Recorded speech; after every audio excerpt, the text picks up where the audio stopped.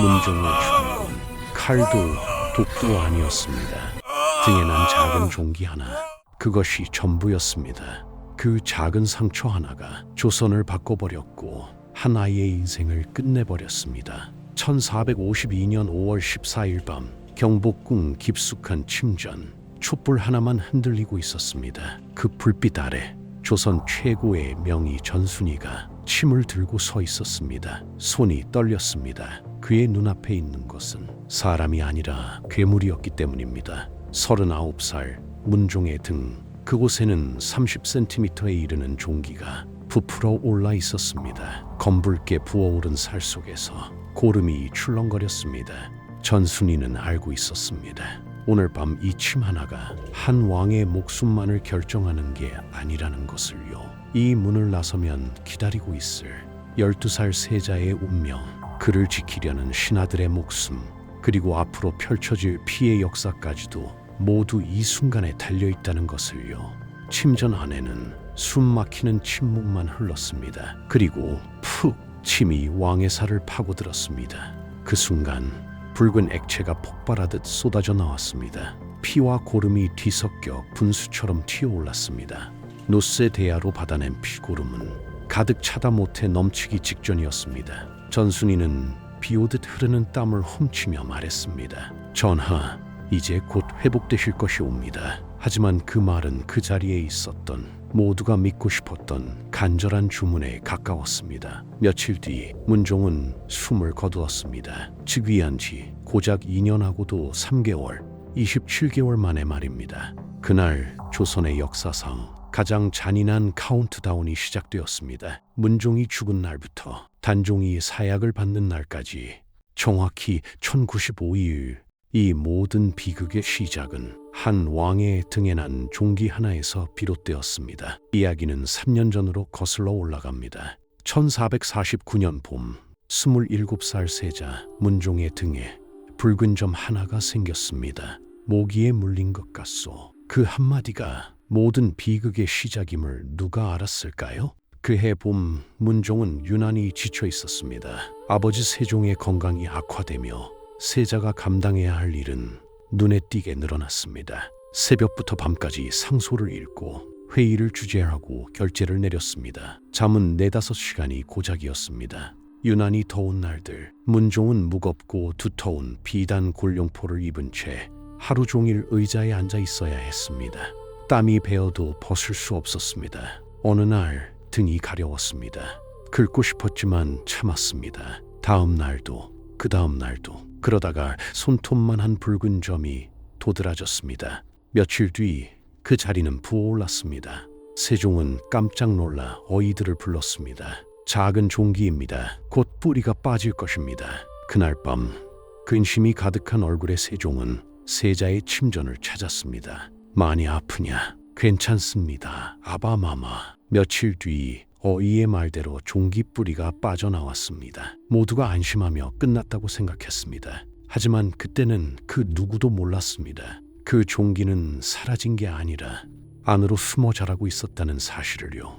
땀에 젖은 옷과 피부 사이에서 세균은 번식했고 지쳐있던 연약한 몸은 그것을 막아내지 못했습니다. 조선시대, 그때는 세균을 몰랐습니다. 소독도 항생제도 상상도 하지 못했었죠.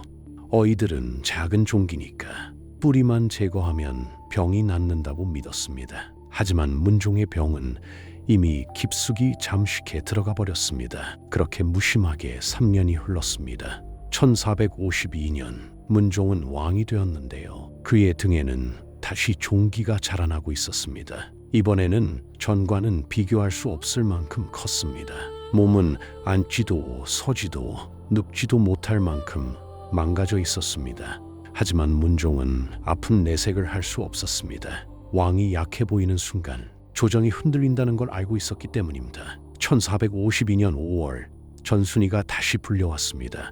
왕의 등을 본 순간 그의 얼굴은 하얗게 지었습니다. 크기보다 더 큰 문제는 위치였습니다. 등 한가운데, 그것도 척추 가까이까지 파고든 종기, 잘못 건드리면 왕의 목숨이 위험했습니다. 하지만 그냥 두면 죽음은 확실했습니다.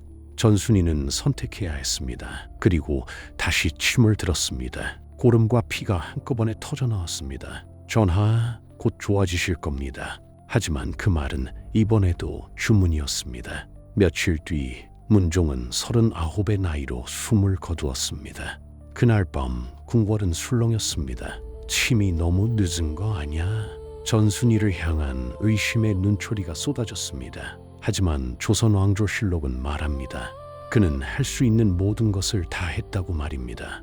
문종의 병은 현대의학이라면 충분히 살릴 수 있는 병이었습니다.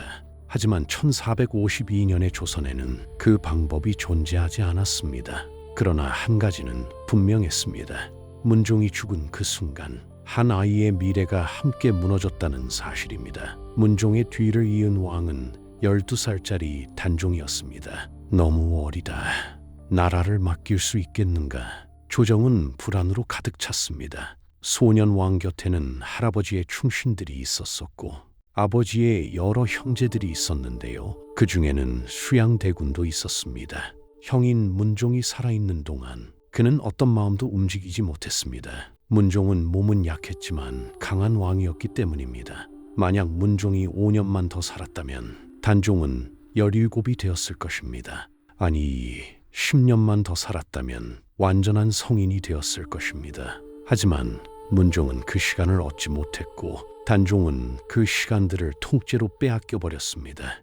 1453년 개유정난, 하룻밤 사이 단종을 지키던 신하들이 사라졌습니다. 소년 왕은 아무것도 할 수 없었습니다. 그저 어둠 속에서 칼 부딪히는 소리와 피의 오름을 들어야 했을 뿐입니다. 그 후 2년 만에 단종은 왕위에서 쫓겨났고 강원도 영월 유배지로 끌려갔고 1455년 17살에 사약을 받게 됩니다. 사약을 들기 전날 밤 단종은 무슨 생각을 했을까요? 기록은 남아있지 않습니다. 하지만 우리는 압니다. 아마도 그는 아버지를 떠올렸을 것입니다.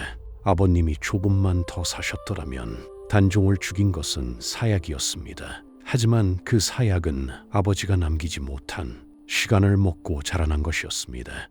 문종을 죽인 건 종기였지만 단종을 죽인 건 시간이었습니다. 그리고 조선을 조금씩 죽인 건 왕좌였습니다. 1452년 5월 14일 밤 문종의 숨이 끊어진 그 순간 12살 소년의 미래도 함께 끊어졌습니다. 고작 1095일, 그 짧은 시간이 조선의 방향을 완전히 바꿔놓았습니다. 작은 상처 하나가 왕을 죽이고 왕조를 흔들고 아이 하나를 역사에서 지워버렸습니다. 문종은 그날 밤 어린 아들의 시간을 상상이나 하였을까요?